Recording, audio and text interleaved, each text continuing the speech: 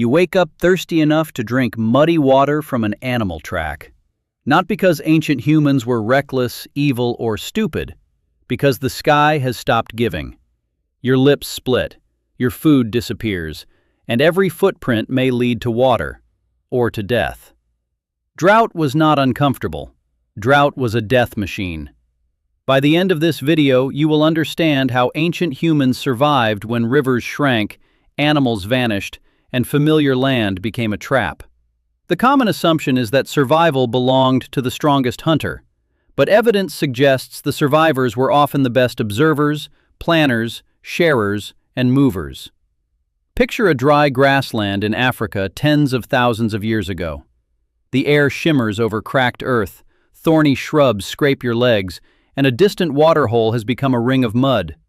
Across eastern Africa, climate records from Lake Chuba here preserve roughly 620,000 years of environmental change, including abrupt shifts between wetter and drier conditions. In this world, water was not just a resource, water was the map. Researchers studying ancient climate and archaeological records discovered that early human groups did not live in one stable landscape. At first, scientists often imagined prehistoric people staying close to a familiar home territory. Then they realized changing rainfall could repeatedly transform where food, animals, and drinkable water existed. At sites across eastern Africa, Middle Stone Age occupations appear in varied environments, including shrublands and the edges between open country and forests. Those shifting habitats mattered because ecotones could offer different foods within walking distance: plants, small game, larger animals, wood, stone, and sometimes water. Instead of conquering drought, people often escaped its worst effects by moving through a remembered network of places. But movement only works if you know where to go next. Archaeologists found that desert survival was not about wandering randomly until someone found a spring. At first, it was easy to assume ancient people simply followed herds. Then researchers realized that skilled foragers could use tiny clues most people would miss: a line of greener reeds, birds flying low at dawn, animal tracks converging toward a seep, moist soil beneath a dry surface. Research on desert hunter-gatherer lifeways shows that small wells, rock holes, springs, and seepages can become stepping stones across otherwise brutal country. Some water sources produced only a little water, but a little could keep a family moving.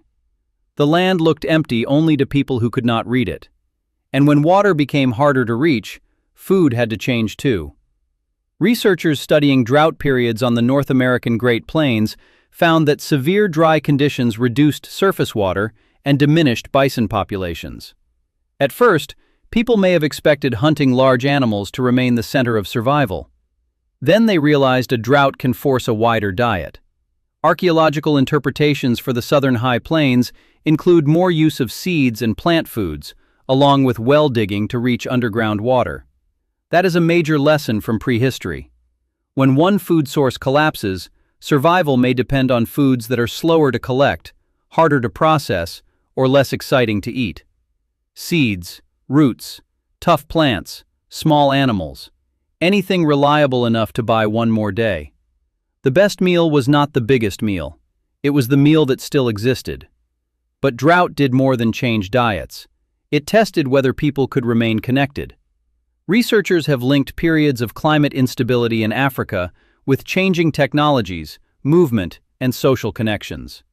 At first, survival sounds like an individual contest: one person, one spear, one water hole. Then they realized humans carry something more powerful than muscle: information. A group could remember where a spring survived last season. One family could trade stone, shells, knowledge, or marriage ties with another group far away.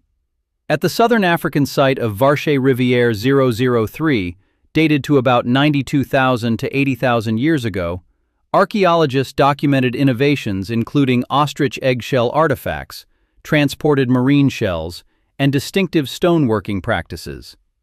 Those discoveries do not prove one simple drought story, but they show that people in demanding environments were inventive, mobile, and connected. And connection can turn scattered waterholes into a lifeline. Imagine watching the last pool in your territory sink into mud. Imagine carrying a child while every adult silently calculates the distance to the next possible spring. Imagine realizing that the route your parents taught you may no longer work. What would you carry if you had to leave everything else behind?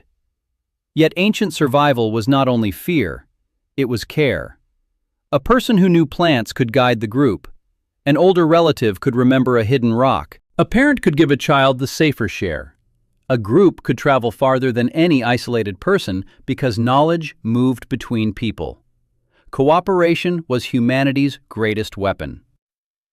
Honestly, I think this is what makes the story so human. Your brain still scans for water, shade, food, and safe shelter when you feel threatened. Your body still remembers that uncertainty is exhausting. And your communities still matter most when normal systems fail. We cannot know every detail of what happened, but the science underneath is solid. Ancient humans did not survive endless drought by defeating nature. They survived by listening to it, learning from it, and refusing to face it alone. When the rain disappeared, humanity learned how to move.